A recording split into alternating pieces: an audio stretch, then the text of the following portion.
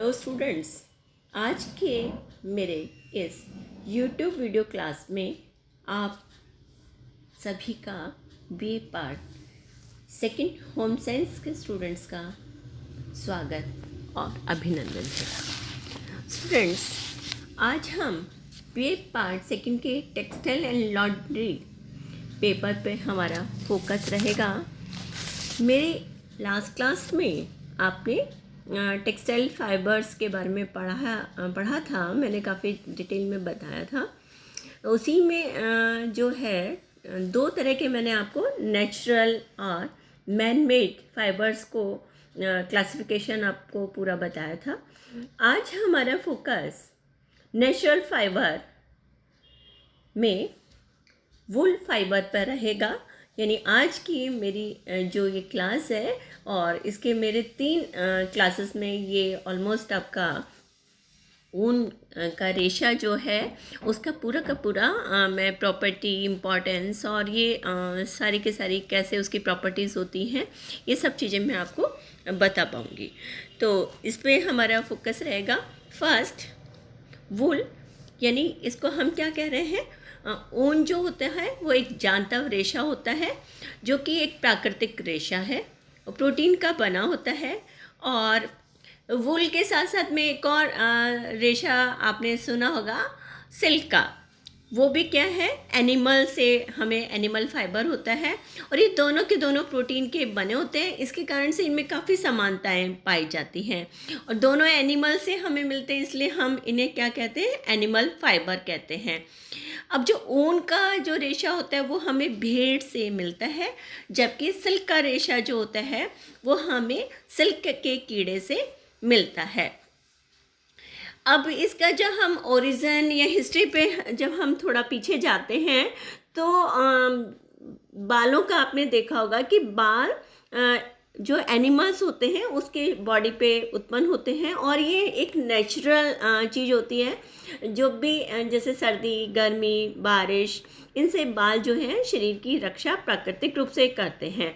और शुरू में जब हम आदिम काल की तरफ देखते हैं तो आपने देखा होगा कि जो आदिम मानव जो गुफाओं में रहते थे और वो अपना पूरा जो भोजन है वो शिकार करके खाते थे, तो वो अपने शरीर को इस खाल के आवरण से ढककर उसको अपने आप को प्रोटेक्ट करते थे। यानी जानवर की खाल को वो अपने शरीर को ढकने के लिए या अलग अलग प्राकृतिक जो मौसम होता है उसे बचाने के लिए काम करते थे। लेकिन जैसे जैसे अनुभव हुआ, वैज्ञानिक प्रगति हुई और उसके बाद में उस जो एनिमल की जो स्किन थी उसको अलग अलग तरह से उनका निर्माण किया जाने लगा। जैसे एक टेम्परेचर, दबाव, उन फाइबर्स को बना, उनकी इंटरलॉकिंग की जाने लगी, उनकी फेल्टिंग की जाने लगी और ये देखा गया, ये उन्होंने अनुभव किया कि इस तरह से जब हम जो है वो बालों से को मिलाकर कुछ भी इस तरह से फेल्टिंग, इंटरलॉकिंग या प्रेसिंग या एक पर्टिकुलर टेम्परेचर पे उसको यूज़ किया करा जाता है, तो उससे जो वस्त्र बनेंगे वो ज़्यादा आरामदायक हो रहे हैं, ज़्यादा शीतल, ज़्यादा गर्मी प्रदान कर रहे हैं। तो इस तरह से एक ऊनी वस्त्र बनने प्रारंभ हुए। और शुरू में जो है बाल सहित खाल का प्रयोग फर और फेल्ट के रूप में किया जाता था। तो इस तरह से ऊन जो है वो बहुत ऐतिहासिक एक साक्ष्यों में प्रमाणित होता है। और ये हम पुरानी सभ्यता और संस्कृति में देखें तो मेसोपोटामिया की जब सभ्यता आई थी उस समय में भी ऊन का जो है वो ऊनी वस्त्रों का निर्माण उस समय में भी देखा गया। उस समय भेड़ें पाली जाती थी और उसके बालों से वस्त्रों का निर्माण किया जाता था। और उसके बाद में गडरिये जो समुदाय थे उन्होंने मैरिन जाति की भेड़ों को पाला और उससे जो है उत्तम सर्वोत्तम क्वालिटी की ऊन जो है उन्होंने प्राप्त की और उसको एक मेरिनो वूल के नाम से इस तरह से जो है, इसी तरह से अलग अलग देशों में वहाँ पे जो पाई गई जो थी उससे ये किया गया। तो इस तरह से हम कह सकते हैं कि ऊन का जो इतिहास है वो बहुत ज़्यादा पुराना है और उसका प्रयोग आदिम काल से लेके वर्तमान समय तक लगातार किया जा रहा है।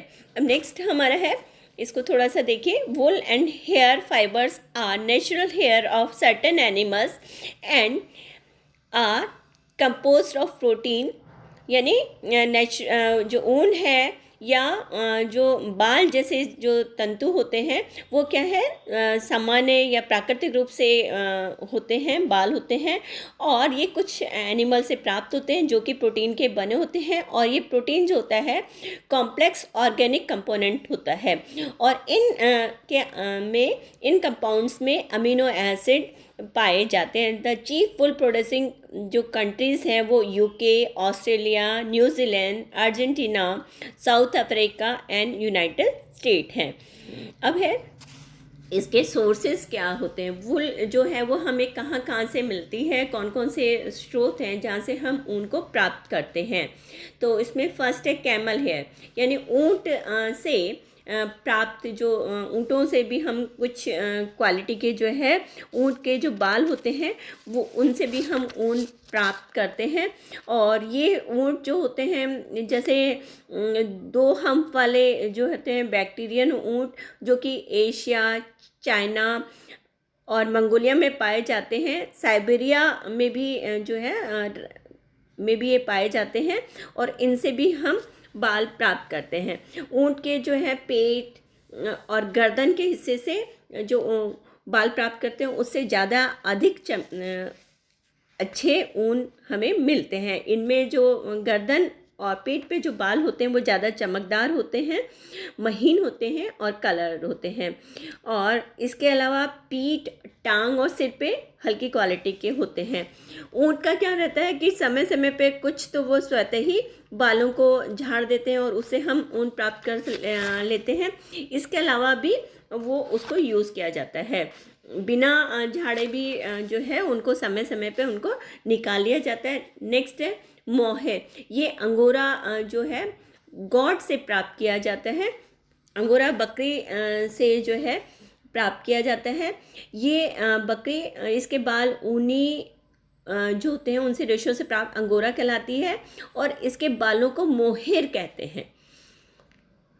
इसके जो बाल होते हैं वो सूक्ष्म, कोमल, लंबे, चमकदार और स्लिपरी होते हैं। बालों में नेचुरल चिकनाई विद्वान होती है। इसके बाल जो होते हैं वो उत्तम और उत्कृष्ट क्वालिटी के होते हैं और ये टर्की में सबसे पहले देखा गया था। इसके जो वस्त्र होते हैं फिर टेक्सास, कैलिफोर्निया में भी इस अंगोरा बकरी को पाला जाने लगा और उसके जो है यूज़ किए। नेक्स्ट है कश्मीरा। कश्मीरा जो होता है कश्मीरी बकरी होती है और इसके भी उत्तम क्वालिटी के बाल होते हैं। इनका जो कश्मीर में बनने के कारण इसको कश्मीरी जो है बकरी कहते हैं। नेक्स्ट है लैम्प का भी जो है प्रयोग, इसको लांबा जो है, लांबा भी ऊंट जाति का पशु होता है। उसके बालों की भी दो परत होती है। जो ऊपरी परत के बाल लंबे, घने और भारी मोटे होते हैं जबकि नीचे वाली जो लेयर होती है उसके जो बाल होते हैं वो मुलायम, कोमल और बारीक रेशे होते हैं। इनके रेशों में भी समान चमक पाई जाती है। एक है अल्पाका। अल्पाका ये पेरू प्रदेश में पाया जाता है और ये जानवर लामा के समान दिखाई देता है लेकिन ये थोड़ा छोटा होता है और इसके बाल भी कोमल, लंबे, घने होते हैं और इनसे जो रेशे प्राप्त होते हैं ये 10 से 12 इंच लंबे होते हैं। तो इस तरह से जो वुल है ये हमें किस किस से मिल रहा है। एक तो camel hair, mohair, Kashmiri, llama और अल्पाका। ठीक है, तो ये हमारे मेनली 5 सोर्सेज हैं। इनसे हम जो है ऊन प्राप्त करते हैं और ये सबसे सारे के सारे एक नेचुरल सोर्सेज हैं, एनिमल सोर्सेज हैं। नेक्स्ट है हम इसका क्लासिफिकेशन। वुल को किस तरह से क्लासिफाई किया जा सकता है, अभी थोड़ा सा आपने इसको पढ़ा है तो उसमें आपने देखा होगा कि मैंने अलग अलग जो एनिमल्स बताए। फर्स्ट है ये first merino wool. Merino wool obtained from merino sheep is consider as best quality wool. यानी फर्स्ट जो हम इसको क्लासिफाई करते हैं तो फर्स्ट है मैरिनो। मैरिनो जो होती है ये सबसे बेस्ट क्वालिटी की होती है और मैरिनो भीड़ से ये प्राप्त की जाती है, ये बेस्ट क्वालिटी की होती है। मैरिनो जाति की जो भेड़ होते हैं वो स्पेन की गडरियों के द्वारा पाली जाती है और इसकी जो ऊन होती है वो उत्कृष्ट कोटि की और सर्वश्रेष्ठ होती है। इसके जो बाल होंगे उत्कृष्ट, उत्तम, कोमल, बारीक होते हैं। और आजकल तो क्या है, मैरिनो का और बहुत सारी जगह यूज़ होने लगा है, लेकिन इसके फाइबर फिर भी बहुत ज़्यादा स्ट्रॉन्ग होते हैं और ये कपड़ों में सबसे ज़्यादा यूज़ की जाती है। इसके जो स्टेपल्स होते हैं, इसके जो रेशियो होते हैं, उनकी लंबाई जो होती है 1 से 5 इंच तक की होती है और इसके रेशियो यदि छोटे भी होते हैं लेकिन उनमें इलास्टिसिटी, मजबूती और कोमलता और ब्यूटी जो है वो बहुत ज़्यादा पाई जाती है। ये जो है Spain, New Zealand, south America, south Africa और ऑस्ट्रेलिया में, जैसे अभी मेरी स्लाइड में आपने देख रहे हैं, इनमें ये ज़्यादा पाए जाते हैं। सेकंड जो टाइप होता है इसको हम कहते हैं क्लास 2 वुल। स्टूडेंट्स आप देखिए, फोकस करिए अपने इस पर। फर्स्ट आपको मैंने बताया मैरिनो, सेकंड है क्लास 2 वुल। क्लास 2 वुल जो होती है ये भी भेड़ों से प्राप्त होती है, लेकिन ये मूलतः England, Scotland, Ireland and Wales में जो है वो अधिक मात्रा में पाए जाते हैं।